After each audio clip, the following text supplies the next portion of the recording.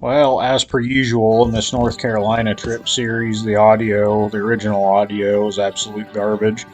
I've got some things on the way that should alleviate that for any future videos, but pretty much 95% of the North Carolina audio is unusable. I should have spent more time perfecting my audio setup before I took off on a trip like that, but you live and you learn. Anyway, this is me leaving Creekside mountain camping near Bat Cave, North Carolina. I got a really early start on day 4 because I woke up at about 4 a.m. to some rain, and by the looks of the radar, it looked like more was coming, so I wanted to get out in front of it.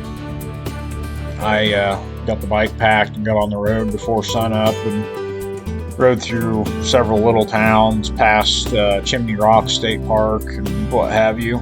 I did end up getting tracked down by the rain in Mill Springs, where I stopped at a gas station for an hour and a half, had a little breakfast, and got back on the road after that. My ultimate destination, I planned on being on Ocracoke Island for the day, which didn't quite work out. By the time I got to the coast and checked the ferry schedule, there weren't any open spots left on the ferry, and I still had quite a ways to go before I could get to the ferry, and I don't think I could have even made the last one of the day had I tried.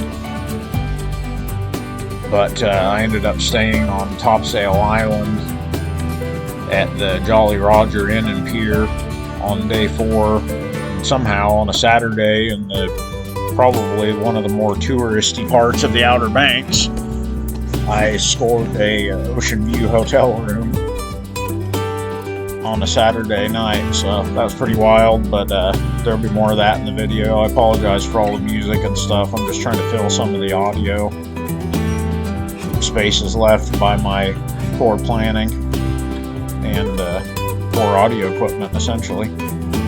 But if you made it this far, thanks for watching.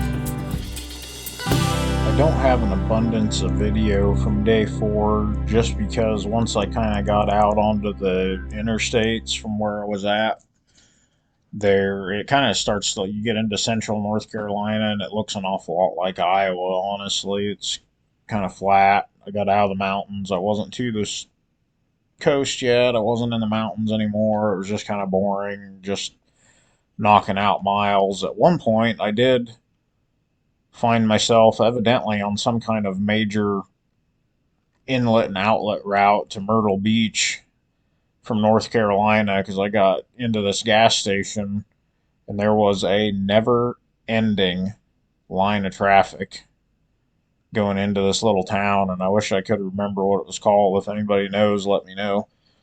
But it was a zoo. It was hot. I was never so glad to be out of somewhere in my life. It was awful.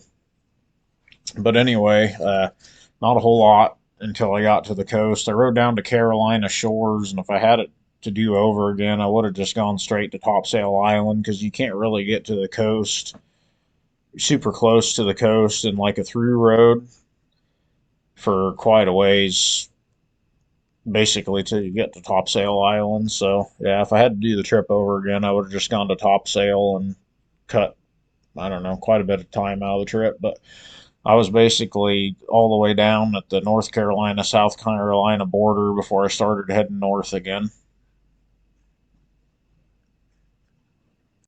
This is me getting my first glimpse of the coast on the trip, and then shortly thereafter realizing my mistake and seeing that I wasn't going to see bupkis from where I was of the shoreline until I got way further north.